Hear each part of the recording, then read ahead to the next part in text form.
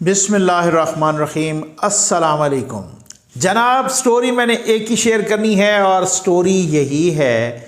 बहुत सारे लोग क्वेश्चन कर रहे हैं कि ये जो स्टेट बैंक का तरमीमी बिल आया है इसमें क्या सूरत हाल है, एक ये क्यों है, इस तरह से क्यों ये पास हुआ है और ख़ास तौर पे सेनेट से क्यों पास हुआ है जहाँ पर अपोजिशन की अक्सरियत है, वो ऐसा क्यों हुआ है। और दूसरा सबसे जो $1 मिलियन क्वेश्चन है जिसका मैंने यहाँ पर जवाब देना है और इंशाल्लाह मालूमात की बुनियाद पे देना है कि जी ये क्या चक्कर है कि इस बिल के बाद क्या अब भी हम कह सकते हैं कि हाथ उठ गया है, क्या अब भी हम कह सकते हैं कि नो कॉन्फिडेंस मोशन या तहरीक अदम एतमाद या इन हाउस चेंज आएगी, क्या अब भी हम कह सकते हैं कि खान साहब की गवर्नमेंट जा रही है। ये वो बड़े अहम तरीन फ्रीक्वेंटली आस्क्ड क्वेश्चंस हैं जो कि सबसे ज़्यादा पूछे जा रहे हैं, जो कि लोग हमसे सबसे ज़्यादा राब्ता कर रहे हैं कि जी इसके बाद क्या है आपकी ओपिनियन। ये इस $1 मिलियन सवाल का मैं जवाब ज़रूर दूंगा। और सबसे पहली जो बात है ना कि ये ऐसा क्यों हुआ है, कैसे हुआ है, ये तो मैंने कल बता दिया ना, कल वीडियो में। ऐसा हुआ क्यों है, क्या वजूहात हैं, ये ख़ुद अपोजिशन के अपने रहनुमा, मैं एक छोटा सा क्लिप यहाँ पे पहले शेयर कर रहा हूँ जो कि मुस्तफ़ा नवाज़ खोखर साहब का है, जो पीपल्स पार्टी के सेनेटर भी हैं, पीपल्स पार्टी के अहम रहनुमा भी हैं। वो जनाब बिलावल साहब के तर्जुमान भी थे या गालिबन हैं, वो एक दफ़ा उन्होंने रिज़ाइन किया था। तो बहरहाल अब बात ये है, उनका छोटा सा क्लिप वो आप ज़रा सुन लें, उससे बहुत कुछ आपको क्लियर भी हो जाएगा। उसके बाद मैं इस क्यों का जवाब भी देता हूँ और ये $1 मिलियन सवाल का भी कि क्या इसके बावजूद भी फिर भी यही सूरत हाल है कि खान साहब की गवर्नमेंट जा रही है या तहरीक अदम एतमाद आ रही है या नए इलेक्शंस हो रहे हैं, या क्या सिलसिला क्या है, ये आप सुन लें। फिर उसके मैं फ़ौरन बाद जो है ना आपको ये दूसरी बात बताता हूँ और इस पर भी तबसरा करता हूँ। यूसुफ रजा गिलानी साहब मेरे लिए बहुत काबिल एहतराम है, मैं उनकी बड़ी इज्जत करता हूँ, उनकी काबीना में उनके साथ मुशीर भी रहा हूँ। और लेकिन माजरत के साथ हमारे लिए ये लोगों को जवाब देना मुश्किल हो जाता है बार बार कि अब जिस तरह पिछला जो एक इजलास था जब ये बिल्स वगैरह वहां पर पहले दिन पेश हुए तो वहां पर शहबाज शरीफ साहब भी नहीं थे, फिर आज गिलानी साहब नहीं थे। तो हमारे लिए जो डॉक्टर साहब, मैं और दीगर लोग जो हम हर रोज टीवी चैनल्स पर आते हैं, आपसे आपके सख्त सवालात का जवाब देते हैं, अवाम के सामने हमारे चेहरे और हमारी गुफ्तगू होती है, तो हमें हम जब खुद कायल नहीं हो पाते तो हम कैसे लोगों को, अवाम उन्नास को कायल कर पाए, आपको कायल कर पाए कि वाकई हम इस हुकूमत को हटाने में संजीदा है। तो मेरे ख्याल से हमारी जो पार्टीज की क़यादतें हैं, मैंने तो ये मशवरा अपनी पार्टी की क़यादत को दे रखा है, बारहा देता हूं, आज भी दिया है कि जनाब हमें जो अपनी पोजीशन है, ये स्पेशली जो दिलावर खान और जो बाप के कुछ लोग सेनेटर्स हमारे साथ मौजूद हैं, हमें रिकंसिडर करनी चाहिए। हमें इनसे बड़े अदब और एहतराम से इनको वापस हुकूमती सफ़ों में भेजना चाहिए। तो जनाब ये आपने सुन लिया, ये विद स्पेशल कर्टसी टू जियो और शाहजेब खानज़ादा साहब के प्रोग्राम में उन्होंने ये कहा है। बात ये है कि बिल्कुल ऐसे ही है भाई, ये आजकल ऐसा नहीं हो सकता कि आप, अगर आपको मालूम था, ये मेरी वीडियो गवाह पड़ी है, मैंने अपनी वीडियो में बता दिया था कि मैंने जहाँ तक इन्फॉर्मेशन ली सियासी लोगों से भी और कुछ गैर सियासी लोगों से भी और अहम तरीन लोगों से, उन्होंने कहा कि जनाब ये हो जाएगा। मेरा अगला सवाल था कि अगर ये हो जाएगा पास तो फिर क्या ये नुकसान नहीं करेगा। उन्होंने कहा जी बिल्कुल करेगा, लेकिन इसके बगैर चारा नहीं है। इसके बगैर इसलिए चारा नहीं है कि इसके बगैर बिल्कुल फंस जाएंगे। इसके बगैर हो सकता है फौरी तौर पे IMF कर्जा वापस ले ले, सऊदी अभी वापस ले ले, अभी और इधर उधर से अभी तक मुख्तलिफ मामलात चल रहे हैं, वो फाइनल नहीं हुए, फौरी तौर पे हम डिफ़ॉल्ट कर जाएंगे, हमारे दिफा के पैसे भी नहीं होंगे, सब कुछ ही ऐसा हो जाएगा। बिल्कुल अल्लाह माफ़ करे, कुछ लोगों ने मुझे ये कहा कि नकवी साहब ये जैसे तबाही बर्बादी आ जाएगी, तो एक तरफ खाई है, दूसरी तरफ दरिया है, तो दूसरी तरफ दूसरी तरफ कुआं है तो आग है, इस तरीके से हम फंस गए हैं, तो ये करना पड़ेगा। अपोजिशन को भी यही कन्वे कर दिया गया था कि ये ऐसे ही होगा और ये हो जाएगा। अलबत्ता बात ये है कि शहबाज साहब या बिलावल साहब बड़ी बड़ी छलांगें इस वजह से लगा रहे थे क्योंकि अपोजिशन हमेशा ही वो अपनी सियासत करती है। लेकिन अब मेरा ख्याल है ये जो सोशल मीडिया है ना, ये जो डिजिटल मीडिया है, ये यूट्यूब है, ये ट्विटर है, ये मुख्तलिफ और प्लेटफॉर्म्स हैं, इससे आप आवाम को बेवकूफ़ नहीं बना सकते। सकते। या तो आप इधर हैं या आप उधर हैं, या तो आप उसूलों की सियासत करें या आप फिर अपना वो वाली सियासत करें, जंप लंबे लंबे न मारें और लोगों को बेवकूफ़ न बनाएं। अवाम को अगर चूना हुकूमत नहीं लगा सकती तो चूना अपोजिशन भी नहीं लगा सकती। आप उनको कहते कि भाई ये करना पड़ेगा, बस ये वाली सूरत हाल है, अब क्या करें, मजबूरी है। तो अब उसमें अगर उस मजबूरी में अगर हम ये कह सकते हैं कि अगर ये करना पड़ेगा तो फिर आप उनको बताएं। ये नहीं है कि आप वहाँ कुछ और बताएं लोगों को मैदान में और ईवान में कुछ और कर जाएं और फिर आप बच के भी निकल जाएं। बच के आप खुद आपने सुन लिया जनाब ये मुस्तफ़ा नवाज खोखर साहब से, वो कहते हैं कि हम जवाब ही नहीं दे पा रहे, हम तो अवाम को जवाब ही नहीं दे पा रहे, तो हम खुद नहीं कन्विंस, जब तो फिर हम अवाम को कैसे कन्विंस करें। तो बात यह है कि तमाम जमातों में अब जो जहाँ पर लीडर ऑफ अपोजिशन ही गैर हाजिर हो, और ये मुस्तफ़ा नवाज खोखर साहब ने बहुत ज़बरदस्त बात की है। उन्होंने कहा कि हम तो ये चाह रहे हैं कि जो दिलावर साहब के ग्रुप को इधर अपोजिशन में बिठाया गया था, शुक्रिया के साथ उनको हुकूमत में ले जाएं। और फिर इसका मतलब क्या है? इसका मतलब ये है कि शुक्रिया के साथ कहें कि हमें यूसुफ रज़ा गिलानी साहब अपोजिशन लीडर नहीं चाहिए, अपोजिशन लीडर नून लीग का हक है और उनको वो मिलना चाहिए। ठीक है। अब सेनेटर मुशाहिद साहब भी अगर गैर हाजिर थे तो अल्लाह ताला उनको शिफा दे।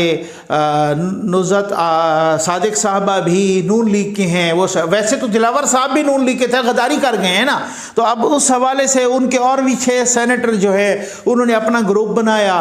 तो बाकी लोग, मकसद कहने का ये है, आज भी लोग पूछते हैं, मैं आता हूँ उस $1 मिलियन सवाल पे कि क्या अब भी हुकूमत जाएगी और अब भी अदम एतमाद आएगी। इस पे बारे में मालूमात बेस्ड इंशाअल्लाह मैं अपना तजिया देता हूँ। अब बात यह है कि कुछ लोग ये पूछते हैं कि जनाब आप क्यों फ़लाँ की और चोरों की तर्जमानी कर रहे हैं, और ये भाई बात इस वक्त अगर आप हकीकत पे मबनी कोई बात देखें, इस वक्त पाकिस्तान में उसूलों की सियासत और अक़दार की सियासत 2 ही लोग कर रहे हैं। एक का नाम नवाज शरीफ है, दूसरी का नाम मरियम नवाज है। जिस दिन ये उसूलों वाली सियासत से हटेंगे, ज़फ़र नकवी पहला बंदा होगा जो इन पे तनकीद करेगा। अगर मैं ना करूं आपके साथ तनकीद तो आप कहें ना कि मैं बिल्कुल यूं खुला डुला मलंग सा बंदा हूं और बिल्कुल मुझे किसी किस्म का कोई ना किसी से लेना ना देना है। लेकिन ये लोग असूल, जमहूरी सोच और असूल, और मैंने बबांग दोहल कहने के लिए तैयार हूं कि 90s वाली सियासत से मुझे नवाज शरीफ से इस वक्त भी इख्तलाफ है। 90s की जो उनकी सियासत थी, मैं आज भी कायल हूं कि उन्होंने बेनज़ीर साहबा के साथ ज्यादती की थी। ठीक है ना, मुझे कहने में आ रहा है ही नहीं। लेकिन जब से ये 2017 से ऑनवर्ड जो जिस तरीके से उनकी जमहूरी सोच आई है और जिस तरीके से उनको हम इस वजह से सलाम पेश करते हैं, बाकी कोई ये नहीं है। ये इन्हीं असूलों की असूल बेस्ड कंडीशनल बात है उनके साथ, और इस वजह से जब तक वो इन असूलों पे डटे रहेंगे हमारा सलाम पेश होता रहेगा। ये कोई बात नहीं है। मुझसे कोई अगर अपने आप को बड़ा महान समझता है मुझसे बहस कर ले, ऐसी कोई बात नहीं है। और मैंने कल भी कहा कि खान साहब को शुक्रगुजार होना चाहिए नवाज शरीफ साहब का कि अगर इस उसूलों को पैरों तले रौंदते हुए उन्होंने करना होता तो 2 मिनट की बात है, चौधरी परवेज इलाही को बना दो वहाँ पे पंजाब में वज़ीर आला, उन्होंने अपने असूलों को तहस नहस कर दिया। अगर नवाज शरीफ साहब ये फैसला कर लें, किसकी ज़रूरत है कि उनकी पार्टी में कहेंगे कि नहीं करना ऐसा। चौधरी परवेज इलाही को बना दो वज़ीर आला और वो फिर वहाँ भी बन जाएंगे, और वो यहाँ पर भी हुकूमत 2 मिनट में धड़ाम से गिरेगी। लेकिन ये तो बहुत सारे लोग चाह रहे हैं, ये मुझे पर्सनली पता है। अगर कोई रुकावट है तो नवाज शरीफ है इस राह में, क्योंकि वो कह रहे हैं नहीं करनी भी है अदम एतमाद तो उस हिसाब से करनी है कि जिस हिसाब से जो जमहूरी तरीका है, किसी के इशारों पे नहीं करनी। ये मैं आपको मालूमात की बुनियाद पे कह रहा हूँ। अब आ जाएं उस सवाल पर कि क्या है सूरत हाल, कि क्या अब भी होगी अदम एतमाद और अब भी गवर्नमेंट जाएगी? जी बिल्कुल ऐसे ही है। मैं आज भी कहता हूँ और मैं मालूमात की बुनियाद पे कह रहा हूँ कि अब भी जाएगी।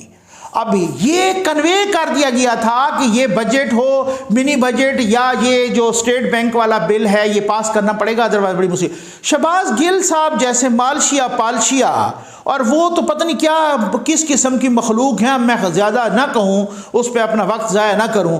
वो कह रहे हैं जनाब ये हमारी कामयाबी है, ये हमारी तुम्हारी कामयाबी नहीं है, ये आप यकीन कीजिए तुम्हारी सबसे बड़ी नाकामी है। कौन सी हुकूमत चाहेगी कि हमारा आखिरी साल सवा साल चल रहा हो और हम इस तरह का महंगाई का बजट दे दें?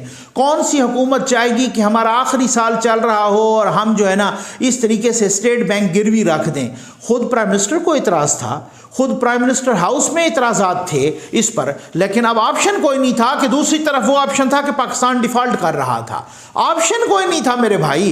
तो अब हुकूमत के तो गले आया हुआ है ये सारा कुछ, ये जो लेजिस्लेशन 2 मिनी बजट और स्टेट बैंक का हुआ है। कौन सी हुकूमत चाहेगी? तो मालशिया पालशिया तो दूसरी तरफ से वो कह रहे हैं कि उनकी शिकायत आप लोगों की है, ये आपको तबाह बर्बाद करेगी सियासी लिहाज से।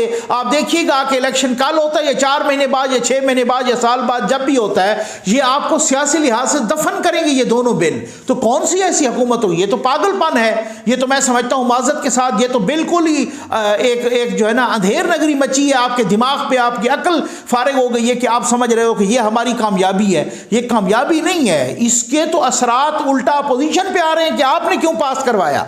आप पे तो आपको तो ये तहस नहस करेगा सियासी तौर पे, ये बिल, दोनों बिल तहस नहस करेंगे। तो अब बात ये है कि जो मामलात हो चुके हैं, जो मामलात यहां तक पहुंच चुके हैं, वहां पे वो डिटेल्स पर पूरी एक वो अब तो बहुत सारे लोग कह रहे हैं कि इवन नाम पे भी एग्रीमेंट हो गया है। अब बहुत सारे लोग कह रहे हैं कि नवाज, अब मैंने कहा कि जी मुझे यहां तक पता चला है कि नवाज शरीफ साहब कह रहे हैं कि 4 से 6 हफ्ते ले लो या 5 हफ्ते ले लो। तो एक किसी ने मुझे बताया है कि जनाब नवाज शरीफ साहब अब चले 2-2.5 महीने पे भी राजी हो गए हैं, इससे ज़्यादा नहीं, ठीक है ना। और वो सूरत हाल मैंने आपसे कहा ना कि मैंने डार साहब से बात की और इंशाल्लाह मैं उनका जल्द इंटरव्यू भी करने लगा हूँ। उन्होंने मुझे कहा है कि बजट नहीं बनाना, बजट हमने नहीं बनाना, फिर आगे देर हो जाएगी। तो इसका मतलब मैंने क्वेश्चन भी किया तो वो यही है, उनकी बातों से मैंने पूरा कंक्लूजन अखज़ किया कि मैंने कहा जी आप बजट बना रहे हैं तो वो बजट की तैयारियों में हैं और बजट उन्होंने बनाना शुरू कर दिया है। तो किसने ग्रीन सिग्नल दिया है? किसी ने तो ग्रीन सिग्नल दिया है ना भाई। बात ये है कि जहां पर अब आपको मैं कुछ नफ्सियाती बातें बताता हूं। खान साहब क्यों फ्रस्ट्रेटेड हैं, क्यों खान साहब धमकियां लगा रहे हैं कंट्रोल टावर को भी? कुछ लोग और कुछ मालशिया पालशिया, मुझे तो इस तरह की शुरली छोड़ना नहीं आती और ना मेरी आदत है, कुछ मालशिया पालशिया कह रहे हैं कि ये 2 दिन पहले जो मुलाकात हुई आर्मी चीफ साहब की भी और DGISI की भी, जो कह रहे हो जी देखे बड़ा इकट्ठे बैठे थे। भाई वो चाइना टेंटेटिव विजिट है, उनका मुतवक्के विजिट है को 3-4 फरवरी को वज़ीर आज़म साहब का, और उस विजिट पर वो ब्रीफिंग देने के लिए गए थे कि जनाब जाहिर है कोई भी प्राइम मिनिस्टर कहीं जा रहा हो तो बहुत सारे मामलात होते हैं ना, तो उसकी ब्रीफिंग जो है ना उनको दिफा वाले जाके देते हैं। और ये हर जगह है, हमारे मुल्क में नहीं है, हर जगह पर है। कहीं पर इवन जो बाइडन का दौरा हो रहा हो, रशियन अपना प्रेसिडेंट का दौरा हो रहा हो, चाइनीज का हो रहा हो, कहीं पर भी हो रहा हो, तो वो उनको अपना जो दिफा से रिलेटेड लोग होते हैं, जो उनकी आर्मी होती है, उनका वो वहाँ है, पेंटागन है, CIA, वो उनको ब्रीफिंग देते हैं कि जी आप इस तरीके को, बहुत सारे मामलात से वो फिर वाकिफ नहीं होते तो उनको वो देते हैं कि इस तरह से जाके आपने अगर इस मामले में ये पूछा जाए तो ये करना है। तो ये एक प्रोसीजर्स हैं, SOPs हैं। मालशिया पालशिया ने उसको बड़े बड़े जनाब थंबनेल लगा के और बड़े बड़े जनाब मतलब वो करके तो उन्होंने कहा देखो जनाब ये इकट्ठे बैठ गए हैं। तो उसने तो मामला ये है कि बहुत दफ़ा फोटोग्राफर भी साथ लेके गए, तो खैर से नए जो DGISI हैं उन्होंने वहीं पे रोक दिया कि जी फोटोग्राफ, मेरी तस्वीर नहीं आएगी। जो उनकी अकेले में मुलाकात हुई उसकी तस्वीर उन्होंने नहीं जारी होने दी। ठीक हो गया ना। तो अब बात ये है कि कुछ लोग जो कह रहे हैं मामलात बिल्कुल वही हैं। नवाज शरीफ साहब के साथ भी डायलॉग हो रहे हैं, डायलॉग बिल्कुल आखिरी स्टेज पर हैं, ड्यूरेशन तय हो रही है, सब कुछ हो रहा है। बाकी कोई ये कहे ना कि जनाब कोई फला मुकर जाएगा या उस पर एतमाद नहीं करना, बाहर के गारंटर्स हैं। ये मैं आपको बता दूं, गारंटर बाहर के हैं, उसमें चाइना भी है, उसमें तुर्की भी है, उसमें और भी ममालिक हैं। ऐसा नहीं है कि अब की बार कोई वो उस तरह से डिच कर जाए कि जी आप जजेस बहाल कर दें और जजेस बहाल हुए तो फिर उसके बाद जनाब फिर मुकर जाए कोई, या कहे कोई इस तरह की बातें करे कि ये कोई जो मुआहदे होते हैं वो कुरान और हदीस तो नहीं होता, वो ये तो नहीं होता, वो तो नहीं। इस तरह से काम नहीं चलेगा इस दफ़ा। ये बात है, क्योंकि इस दफ़ा गारंटर बाहर से हैं और वो गारंटर हैं कि जो मतलब है, तो जो ड्यूरेशन है वो जो ये सूरत, अब आपको नहीं पता चल रहा कि तमाम के तमाम वज़रा वो भी बड़े फ्रस्ट्रेटेड हैं। तमाम के तमाम ये जो किसी तरीके से जनाब ये हो कि किसी तरीके से हम कोई जल्दी से जल्दी करें कि हम शहबाज शरीफ साहब को भी अंदर भेज सकें, कोई जल्दी से जल्दी करें कि इस तरीके से उनको पता चल गया है कि मरियम नवाज़ साहबा के तो जो ये सूरत हाल है, इनके केसेस तो ख़त्म हो रहे हैं और केस बनने के भी वो तो है ही नहीं, उन पर किसी किस्म का और कोई केस भी नहीं है। तो ये भी वो जो है ना वो क्या है कि पेट में मरोड़ शुरू हो गई है, इस किस्म की रिपोर्ट्स गई हैं और उन्होंने कहा है कि अगले इलेक्शन तक ये तो फारिग, ये तो इनके केस फ्री हो रहे हैं, बरी हो रहे हैं और ये तो बिल्कुल उसी तरीके से। अब आप अंदाज़ा कीजिए कि एक ताहयात नाअहली की जो एप्लीकेशन है, रिट पिटीशन है, अपील है, वो भी सुप्रीम कोर्ट बार एसोसिएशन की तरफ से आ गई है। तो अब आप खुद बताएं कि ये बहुत सारे मामला तो इस तरह से हो रहे हैं ना, और बहुत सारे लोग जो कि अब राना सनाउल्लाह साहब ने भी कहा है, कितने लोग हैं जो पीटीआई के राब्ते में हैं, 22-23 लोग हैं और उनके पास इतना कंपटीशन है कि वो कहते हैं कि हम किस तरह से जनूबी पंजाब में तो उनको हम अकोमोडेट कर लेंगे, लेकिन सेंट्रल पंजाब में हमारे अपने लोग इतने हैं, वो टिकट मांगते हैं, तो अभी तक सबको हमने श्योरिटी या गारंटी नहीं दी हुई। तो मामलात ये है मेरे भाई, मैं आपको मालूमात की बुनियाद पे कह रहा हूँ, ना मेरी ये ख्वाहिश है और ना मैं शुरली छोड़ने का आदी हूँ, बिल्कुल मालूमात। और ये मालूमात आप यकीन कीजिए कि आप सियासी, गैर सियासी तजियाकारों की, तजिया निगारों की, बाखबर ज़राए की, बाअसर ज़राए की, सारों की है। और ये मालूमात खान साहब के पास भी मौजूद हैं। ये मालूमात उनको हमसे 10 गुना ज़्यादा होती हैं, क्योंकि उनके रोज़ के हिसाब से एजेंसीज रिपोर्ट कर रही होती हैं, वो उनको बता रहे होते हैं कि आपके अपने लोग कहाँ कहाँ जाके मिल रहे हैं और किस किस तरीके से राब्ते कर रहे हैं और किस कहाँ कहाँ मिन्नतें कर रहे हैं। मेरे इंटरव्यू में परवेज़ रशीद साहब ने कहा है कि मियाँ साहब के साथ जाके बहुत सारे लोग मिले और कुछ ने तो अपनी फ़ोटो रिलीज़ कर दी, कुछ वो लोग भी हैं कि वो अपनी फ़ोटो रिलीज़ उन्होंने नहीं की, उन्होंने तस्वीर रिलीज़ नहीं की। तो मैंने उनसे पूछा कि मुझे आप परवेज़ रशीद साहब ये बताएं कि क्या वो गैर सियासी लोग भी हैं? उन्होंने कहा मैंने जो कहना था मैंने कह दिया। तो अब इसके बाद कोई गुंजाइश तो नहीं रह जाती, सवाल ही पैदा नहीं होता कि वो फिर जो है ना उस हवाले से। मेरे इंटरव्यू में देखा कि किसी तरीके से भी परवेज़ रशीद साहब ने इवन गैर सियासी लोगों की तरफ, कंट्रोल टावर की तरफ भी तनकीद के नश्तर नहीं छोड़े। तनकीद के नश्तर और तनकीद के तीर जो है ना मरियम नवाज़ साहबा भी नहीं चला रही, तनकीद के नश्तर शहबाज शरीफ साहब, इवन तनकीद के नश्तर वहां बैठ के कंट्रोल टावर की तरफ अब नवाज शरीफ साहब भी नहीं चला रहे, अब इस तरह से बिलावल साहब, जरदारी साहब। तो बात यह है कि ये उस वक्त नहीं चलते होते मेरे भाई, जो लोग मामलात को समझते हैं वो मेरी पूरी गवाही देंगे, ये उस वक्त नहीं चलते होते कि जब आपके मामलात ज़रा सही चल रहे हों या मामलात गड़बड़ होंगे तो आप देखना कोई तीर इधर से आएगा, कोई उधर से आएगा, कोई इधर से तनकीद होगी, कोई उधर से तनकीद होगी, कोई कहेगा कि आप जवाब दें, कोई कहेगा आप जवाब दें, हम नहीं छोड़ेंगे और हम जिसे। ये सारे मामलात कंट्रोल्ड हैं। आप ये देख लें कि जब फ्रस्ट्रेशन और जब गुस्सा हुकूमत की तरफ से हो तो पक्का फार्मूला आज आपको जफर नकवी दे रहा है कि जब फ्रस्ट्रेशन और इस तरीके से हुकूमती वज़रा या हुकूमत या वज़ीर आज़म या इनकी तरफ से आए तो फिर आप समझ लें कि मामलात गड़बड़ हैं, उनको अपना पैरों तले से ज़मीन सरकती हुई नज़र आ रही है। और यही चीज़ अगर अपोजिशन की तरफ से आए तो आप कहें कि अब ये मामलात यहाँ को गड़बड़ हो गए हैं, तो फिर मैंने आपको कहा ना, मैंने आपको फार्मूला दे दिया है। मैं मालूमात की बेस पर कह रहा हूं कि जो सूरत हाल थी उसमें बहुत सारी चीजें हैं। मैं अगली वीडियो में भी आपको यही आगाह करूंगा और डेफिनेटली आप देख लीजिएगा, वही तय है। इस बुनियाद पे आप रिजल्ट अखज़ नहीं कर सकते और ना इस बुनियाद पे कि जनाब तरमीमी बिल तो पेश हो गया और पास भी हो गया, इवन सेनेट से भी हो गया, तो इसका मतलब यह है कि अब वो हाथ मौजूद है, या इसका मतलब यह है कि खान साहब के खिलाफ तरीके अदम एतमाद नहीं आ सकती या उनकी गवर्नमेंट नहीं जा सकती।